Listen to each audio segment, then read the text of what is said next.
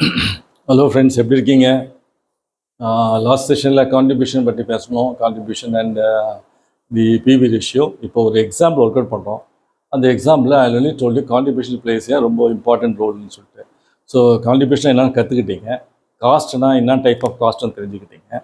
இப்போ கான்ட்ரிபியூஷன் எப்படி அப்ளை பண்ணணும் அப்படின்றதுக்கு ஒரு சின்ன எக்ஸாம்பிள் அதை எக்ஸ்பிளைன் பண்ணி உங்களுக்கு சொல்லித்தரேன். ஸோ ஒரு ப்ராடக்ட் எப்படி சூஸ் பண்ணுறது? 2 ப்ராடக்ட் இருக்குது, க்ரீமு, லோஷன் அப்படின்னு வச்சிங்களேன். Product A and B.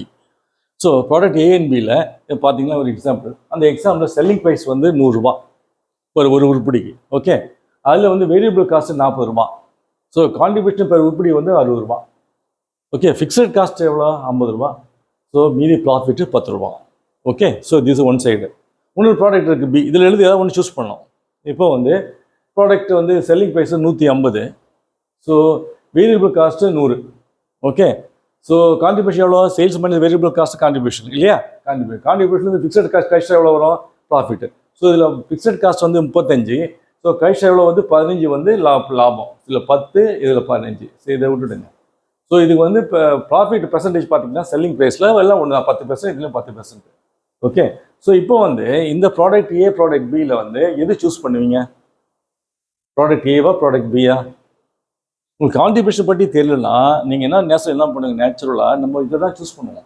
ஏன்னா இதில் தான் லாபம் அதிகம், இதுதான் லாபம் அதிகம். அதனால் நம்ம இதை சூஸ் பண்ணுவோம். ஆனால் அப்படி சூஸ் பண்ணால் கணக்கு தப்பாயிடும். உங்களுக்கு வந்து வராது, நிலைச்சு நிற்க முடியாது. ஏன்னாக்கா இதில் வந்து டேங்க் கெப்பாசிட்டி கம்மி, அது அப்படின்னு சொல்கிறேன். டேங்க் கெப்பாசிட்டி கம்மி, சீக்கிரம் டேங்கில் தண்ணி தீர்ந்துடும். இதில் டேங்க் கெப்பாசிட்டி கூட. அது எப்படி கண்டுபிடிக்கலாம்? இப்போ பார்த்தீங்கன்னாக்கா இந்த எக்ஸாம் நீங்கள் இப்போ 5 ரூபா தானே பார்த்தீங்க. ஸோ 150, 5,000, 5 லட்சம், 1,50,000 இதை வேணால் வச்சுங்க. 15, இதில் வந்து 10. ஸோ நேச்சுரலி நம்ம இந்த ப்ராடக்ட் பி தான் சூஸ் பண்ணுவோம். எனக்கு இது லாபம் கூடன்னு சொல்லிட்டு. இப்போ வந்து நான் என்ன சொல்கிறேன், கான்ட்ரிபியூஷன் எவ்வளோ இருக்குது? இதில் 50. ஓகே, இதில் 50. இதில் வந்து ஃபிக்ஸட் காஸ்ட் எவ்வளோ? 35. ஃபிக்ஸட் காஸ்ட் ரெண்டுன்னு வச்சுக்குவோம். ஃபிக்ஸட் காஸ்ட் ரெண்டு விடணும். 2 வருஷத்துக்கு லீஸு. 2 வருஷம் லீஸ் முடிய போது. இந்த வருஷம் முடிஞ்ச உடனே நீங்கள் போய் ரினியூ பண்ணுங்க போய் நிற்கிறீங்க. அவன் என்ன சொல்கிறான், சார் எனக்கு இந்த வருஷம் என்னால் ரினியூ பண்ண முடியாது, என் பையனுக்கு கல்யாணம், அந்த இதை வந்து நாங்கள் வீடாக கன்வெர்ட் பண்ணி என் பையனுக்கு கொடுத்துலான்னு இருக்கேன் சார், நீங்கள் வேறு இடத்த பார்த்துங்க. சரி, நீங்கள் என்ன பண்ணுங்கள், தேடி அங்கே இங்கேயும் பார்க்குறீங்க.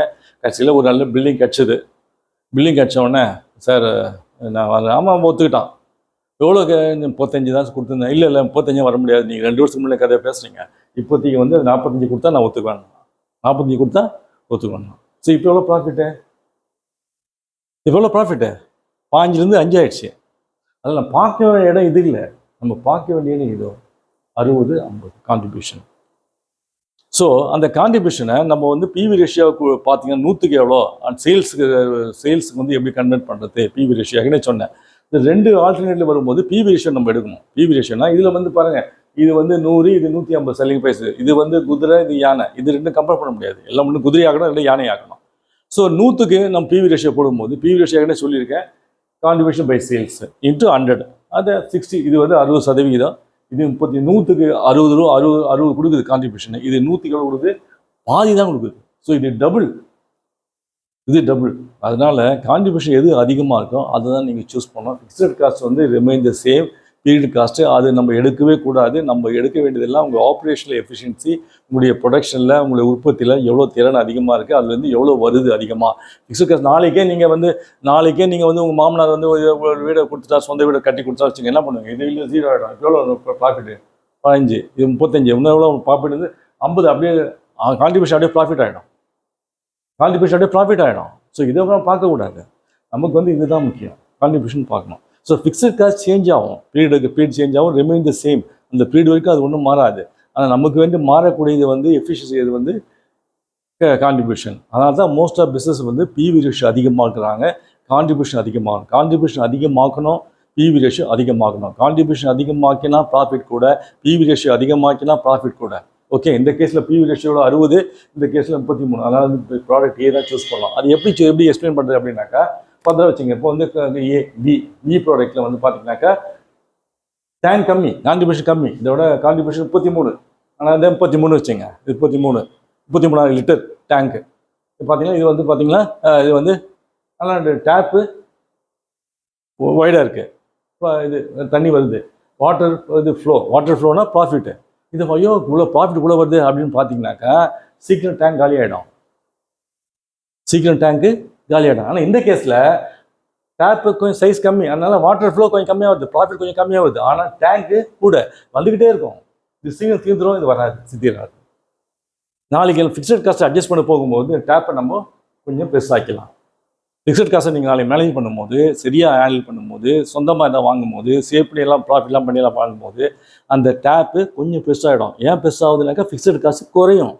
ஃபிக்ஸட் காசு குறைஞ்சோன்னா டேப் பெருசாகிடும். ஸோ நீங்கள் என்ன பார்க்கணும், டேப்பை பார்க்கக்கூடாது, வர தண்ணியை பார்க்கக்கூடாது, டேங்கை பார்க்கணும்.